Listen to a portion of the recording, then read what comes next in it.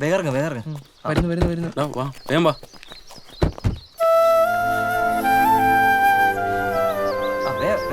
എന്താ സാർ? നിക്ക് എന്താ കാര്യം സാർ ഞങ്ങളതൊന്ന് എടുത്തോട്ടെ, എന്നിട്ട് സംസാരിക്കാം.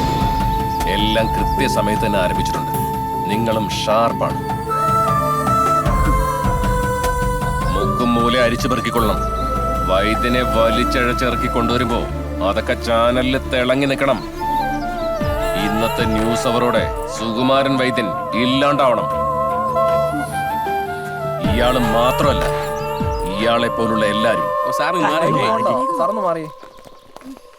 നമ്മളിപ്പോൾ നിൽക്കുന്നത് ഇന്ന് പത്മശ്രീ പുരസ്കാരം ലഭിച്ച മടത്തിപ്പറമ്പിൽ സുകുമാരൻ വൈദ്യരുടെ വീട്ടിലാണ്.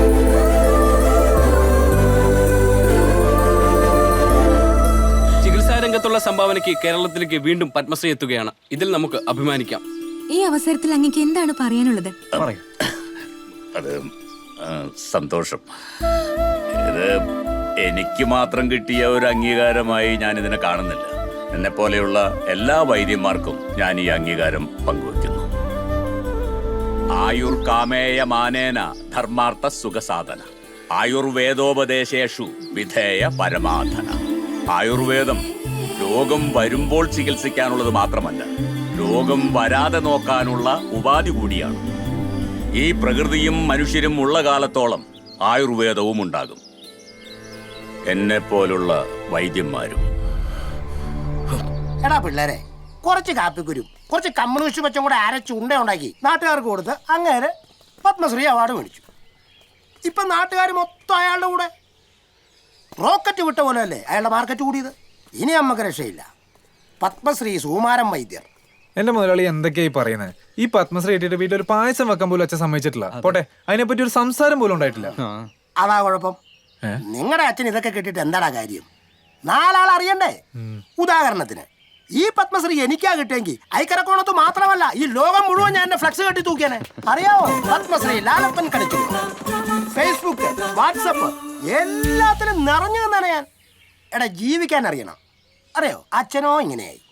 നിങ്ങളെങ്കിലും നന്നായി ജീവിക്ക്. അതിന് ഞാനൊരു വഴി പറഞ്ഞുതരാം. എന്തു വഴി? നിങ്ങളുടെ ആ പുരാവസ്തു, ആ വീട്, അത് വാങ്ങാൻ ആളിപ്പോ റെഡിയാ. നമുക്ക് ആ വീടങ്ങ് വിറ്റിട്ട് നല്ല കാശ് മേടിച്ചിട്ട് അങ്ങ് സെറ്റിലായാലോ? എന്തേ? അത് കൊള്ളാം. വീട് വിൽക്കാനാ? അതിന് അച്ഛൻ സമ്മതിക്കണ്ടേ? ഇവൻ എന്തൊരു മണ്ടന. എടാ, നീയൊന്നും അറിഞ്ഞില്ലേ? നിന്റെ അച്ഛനും നിന്റെ അമ്മയും നിന്റെ പെങ്ങളും ഒപ്പിട്ട ഡോക്യുമെന്റ് എന്റെ കയ്യിലുണ്ട്. ഇനി നിങ്ങൾ രണ്ടുപേരും കൂടെ ഒപ്പിട്ടിട്ടുണ്ടെങ്കിൽ ആ വീട് വിറ്റ് കാശാക്കാം. എനിക്ക് മനസ്സിലാകാത്ത ഈ വൈദ്യരനെത്തിന് ഇതിന് മാത്രം ബാധ്യത തലച്ചോന്ന് ജീവിക്കുന്നെന്നാ. അച്ഛൻ ഇതൊന്നും ശ്രദ്ധിക്കാറില്ല. സത്യം പറഞ്ഞ അച്ഛനിപ്പോ ഞങ്ങൾക്കൊരു ബാധ്യത തന്നെയാ അല്ലേ? ഈ കാശ് കിട്ടിയ നിങ്ങൾക്ക് നന്നായിട്ട് ജീവിക്കാമല്ലേ? നാട്ടുകാരൊക്കെ വിളിച്ചു കൂട്ടി നിന്റെ ഒക്കെ പെങ്ങളെ സുഖമായിട്ട് കടിച്ചും വിടാം. മക്കളെ പറ, നമുക്ക് ആ വീടും പറമ്പൊക്കെ ചാമ്പ്യാലോ? പക്ഷേ ഈ കാര്യം അച്ഛനോട് ആര് പറയും? അതൊന്നും ഓർത്ത് നിങ്ങൾ പേടിക്കണ്ട. ആ കാര്യം ഞാൻ ഏറ്റു. ഇലയ്ക്കും മുള്ളിനും കേടില്ലാതെ ഈ ലാലപ്പൻ എല്ലാം ശരിയാക്കി തരാം. പിന്നെ ഈ ഡീലിന്റെ കാര്യം ആ സുന്ദരൻ അറിയണ്ട. അവൻ ഇതിനും കമ്മീഷൻ ചോദിക്കുകയെ. അപ്പൊ പറഞ്ഞ പോലെ നിങ്ങൾ രണ്ടാളും ഒപ്പിടുന്നു, ഈ ലാലപ്പൻ എല്ലാം ശരിയാക്കി തരും. ഓക്കെ? ശരിയാക്കിയാ മതിയാ. അവന്റെ സ്വഭാവം എങ്ങനെയാ? ഒരു പ്രശ്നവുമില്ല. നമ്മുടെ കുടുംബത്തിന് ചേർന്ന ബന്ധ. വലിയ പ്ലാനറാ അവന്റെ അച്ഛൻ. ഞങ്ങൾ ഒരുമിച്ച് MBA പഠിച്ചതാ. അന്ന് മുതൽ എന്റെ ബെസ്റ്റ് ഫ്രണ്ട് അവൻ. മാത്രമല്ല ഇന്ദുവിനും അവനെ അറിയാം. അവളുടെ അഭിപ്രായം ചോദിക്കാനൊന്നും പോണ്ട. നമ്മുടെ മാനേജർ പറഞ്ഞതനുസരിച്ച് വൈദ്യരുടെ മൂത്ത മോനും അവളും വലിയ ചെങ്ങാത്തത്തില്ല. ഞാനും കുറെ നാളായി കേൾക്കുന്നു. നമ്മളറിയാതെ മിണ്ടലും കാണലും ഒക്കെ ഉണ്ട്. ആ വായി നോക്കിയേ അവന്റെ അച്ഛന്റെ എണ്ണത്തോണി കിടത്താനുള്ള പരിപാടി നോക്കോ.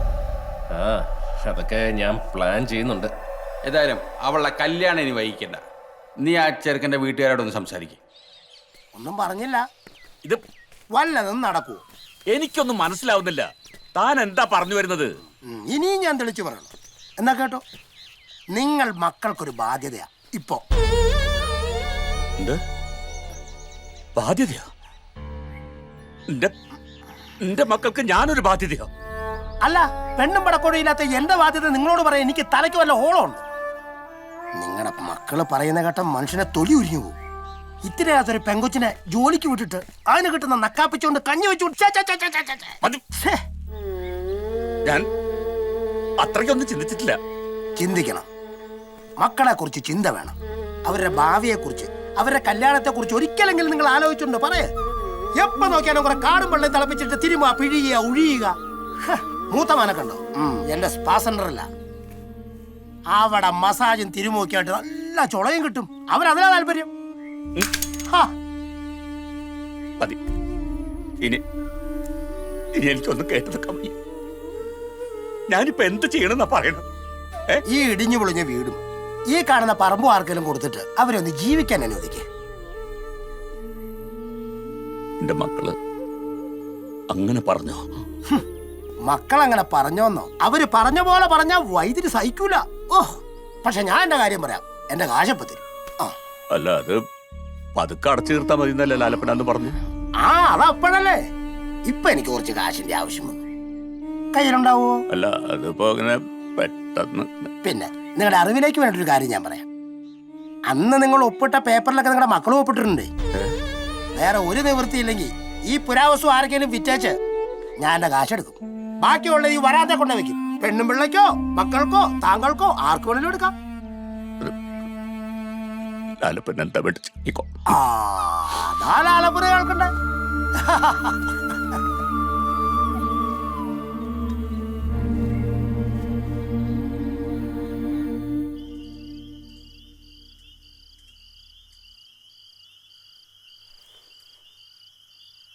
ഇവരെ ഓരോരുത്തരെയും ആദ്യമായി ഞാൻ എൻ്റെ കൈകളിലേക്ക് ഏറ്റുവാങ്ങുമ്പോൾ മനസ്സിൽ ഒന്നേ ആഗ്രഹിച്ചുള്ളൂ: നല്ല മനുഷ്യരായി, മനസ്സിൽ നന്മയുള്ളവരായി വളർത്തണമെന്ന്.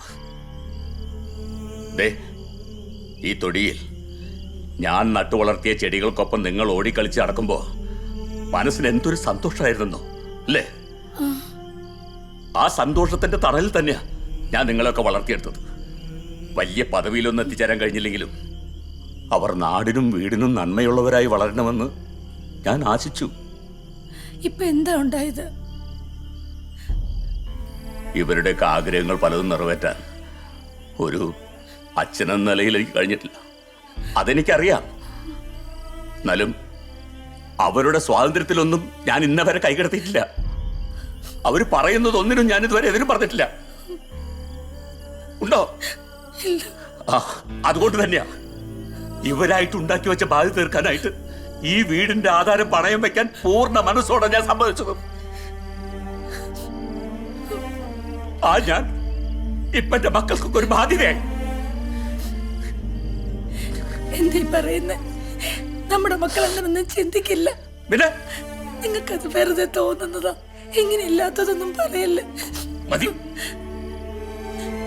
ഓരോ തവണയും ഞാൻ ഇവരെ തിരുത്താൻ ശ്രമിക്കുമ്പോ നീ അതിന് തടഞ്ഞിട്ടേ ഉള്ളൂ.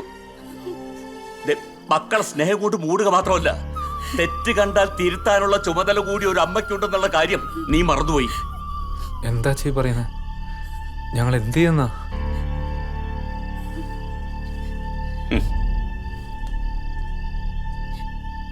വേണ്ട, ഒന്നും പറയണ്ട.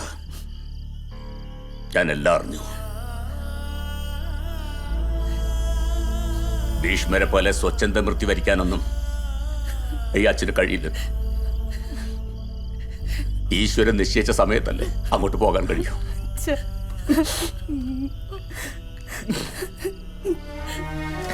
വേണ്ട, മക്കൾക്കൊക്കെ ഒരു ഭാരമായി എന്നറിഞ്ഞ സ്ഥിതിക്ക് എന്റേതല്ലാത്ത ഈ വീട്ടിൽ നിൽക്കുന്നതിൽ ഒരർത്ഥമില്ല. ദേഹി ദേഹം വെടിയുന്ന പോലെ ഓർമ്മ വെച്ച കാലം മുതൽ ഞാൻ ചവിട്ടി നടന്ന എന്റെ ഈ മണ്ണുപേക്ഷിച്ച് എനിക്ക് പോണം. എനിക്ക് പോണം.